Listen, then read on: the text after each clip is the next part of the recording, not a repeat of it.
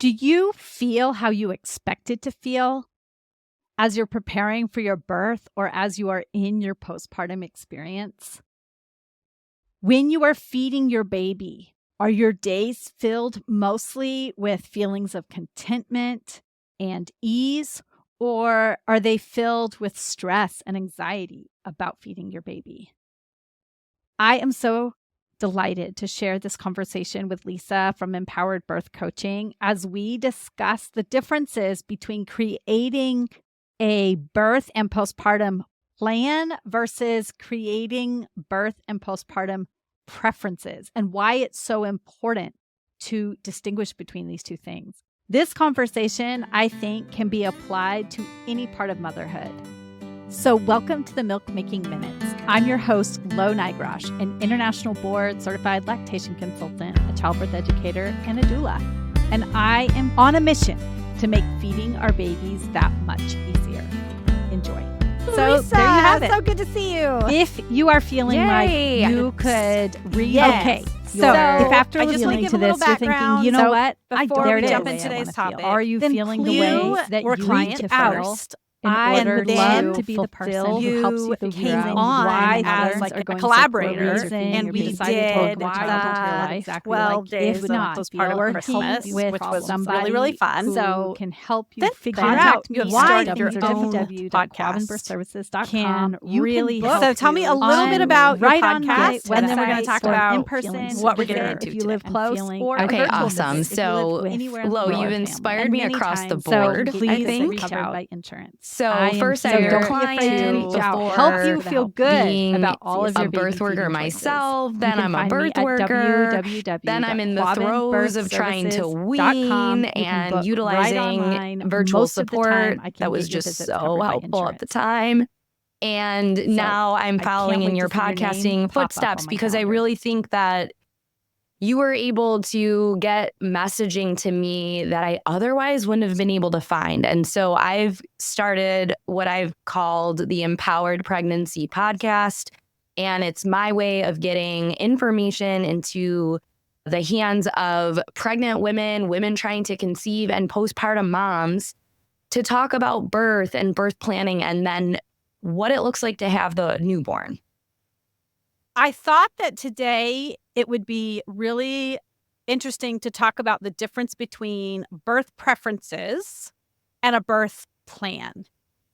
And before I get into my why, I would love to know when you hear those two words, because we might be coming at this from different perspectives, what comes to mind for each of those terms? In my work with my clients, I have actually started to try to remove the word birth plan from my vocabulary because I think language is important, and the message that I send, I want to be really, really strategic. So I've actually been referring to the traditional birth plan as a birth map because too often we get hooked on an outcome. And I think that that does more harm than good. So when you say the word birth plan versus birth preferences, for me, I really want clients and pregnant moms to think about it as a roadmap with different directions, different places where they may come to a crossroads and have to make a decision. So I think that preferences are really important because that is the education piece for me. Why do we want to know this information? Because we want to figure out what our preferences are, getting away from that word plan so that we can be a little more open-minded and a little more detached from the outcome. That's what kind of comes to mind right away when you say that. I know that when I, 11 years ago, was pregnant with my first child, and I would use the term birth plan with care providers, it was almost like they weren't rolling their eyes, but I got this feeling like, yeah, this first time mom thinks she's going to be able to plan out something that's not plannable. I know for me over the years when I have worked with clients, either as a doula or now usually as a lactation consultant, people are afraid to say what their hopes are, because if they say it out loud to other people and it doesn't work out, it feels like a failure. Whereas I almost get the attitude from people that if they go into it saying, well, I'm just going to hope for the best, that they think they won't have that feeling of grief or failure if things don't go according to the plan, in air quotes. Do you encounter that at all? Like the not even wanting to, like, almost like sticking your head in the sand, not even wanting to know what the choices are because you're afraid that if you don't meet your goals, then you'll feel worse? I think a lot of moms can resonate with that. I think that a big part of the resistance that we feel, whether it's obvious or not, from care providers is because the plan is written out in a certain way where it's like, if this doesn't happen, I'm not going to cooperate or something to that effect. And that is not the case. So I like to really hone in on the communication piece. I want clients to have those preferences and the research that backs those preferences in their head. So for me, forget what's on the piece of paper. That's a communication tool. Yes. So then it's one tool. So here's a thought. Oftentimes my clients will say, I'm so surprised that my doctor just like flew in the last 15 minutes of my birth and they weren't really there for the duration of my labor. And so here I spent all this time making sure that my specific provider was on board with my plan. However, I had to communicate that over and over to all the other hospital staff. So having the knowledge in your head as well as on a piece of paper, I think there's different advantages to having those different scenarios, but it's about how do you communicate those preferences? Yes. And not just to your providers, to your partners, to your in-laws, to your doula. Right. To your lactation consultant. Yes. So when I do prenatal consultations, I start out with like, what are your fears? What are your hopes? What are you wondering about? What worries you? What are you thinking in terms of vaginal delivery versus cesarean delivery? Sometimes I have a client who says, yeah, I know already that my cesarean is scheduled on such and such date, and these are the reasons. I feel good with that decision. And so then we say, okay, so now we can focus your lactation preferences on knowing that you are going to be welcoming your baby into the world through a cesarean birth. Now, some clients go in saying, I really hope to have a vaginal delivery. And then we talk about, okay, so what happens if you get to 39 weeks and you're being told you need to induce? How do you feel about that? And if they're like, whatever, then we might talk about how that could or could not impact the postpartum experience, lactation, the cascade of interventions that can happen. And then once they know that information, then they take that back to their partner and they say, or their doula or their mother, and they say, okay, this is what I'm thinking about. Let's talk through how we feel about this as a team so that then we are ready for these discussions with our care provider. And I think it just empowers people to feel more informed about the options. So it's a way to say, I am going to prepare as much as possible, knowing I can't control the outcomes. Right. So that by the time I have my baby in my arms and it's 3 months postpartum, 4 months postpartum, 5 months postpartum, I'm feeling like, yeah, I took every next right step as it came. And I felt empowered because I knew the possibility of what could happen. Yeah. And knowing the possibilities, it takes work to find that education and sort through it and decide how you feel about it on a personal level. And one thing that came to mind when you said all of these questions that you ask, which are so valuable, is my favorite question, which is how do you want to feel? If we're not attached to an outcome and we are more concerned with that process and what we feel like when we step away from it or look back on it as an outsider or as in process, that is really, really important. I love that. And I think almost everyone, there's a variety of feelings that people can have. They can feel ecstatic. They can feel exhausted. They can feel proud. They can feel uncertain. They can feel supported. They can feel unsupported. But I think almost everyone who is to think about this question in regards to the early postpartum period, they want to feel as if they have done the very best they could, regardless of what happened. Absolutely.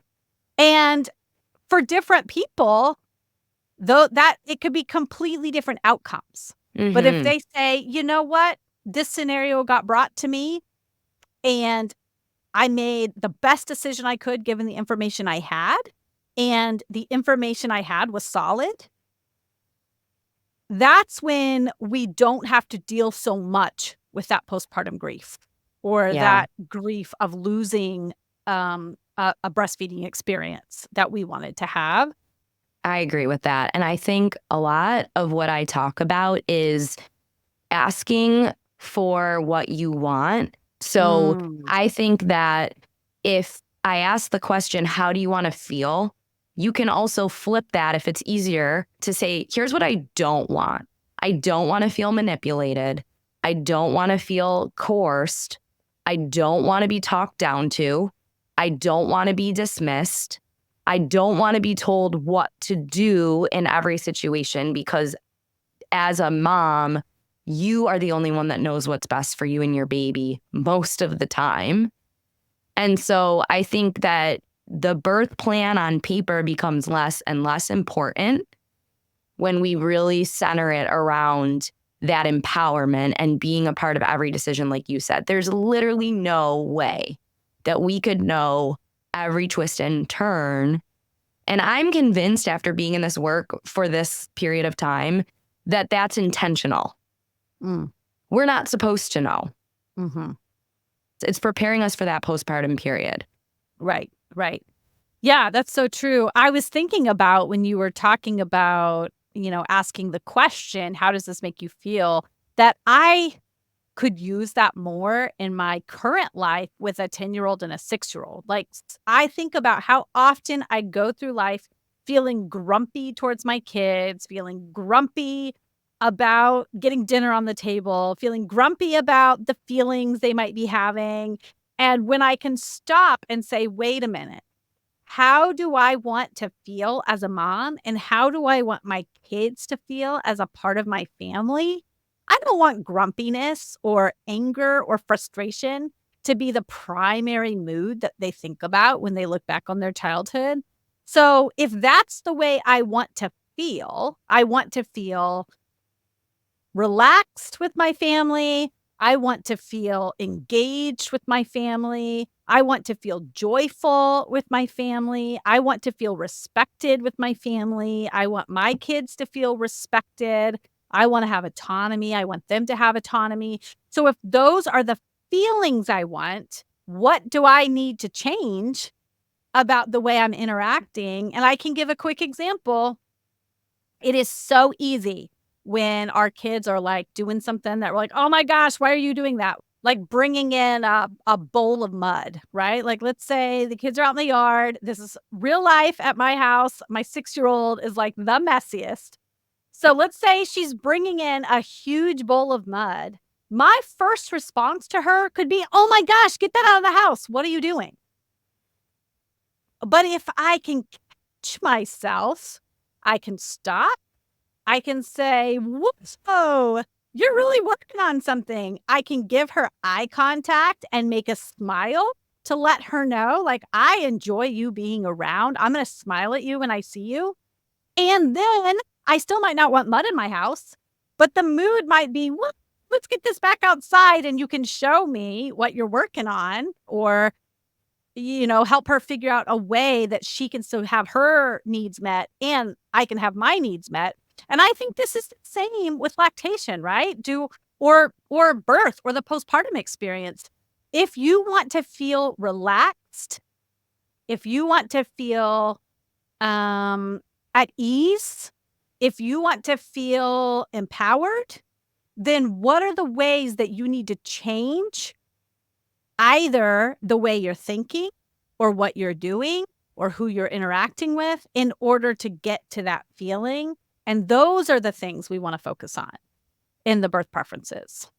I love it. I love how it all threads through. I wish that I had been asked the question more, especially in those early postpartum days. I wish someone had said, how do you want to feel?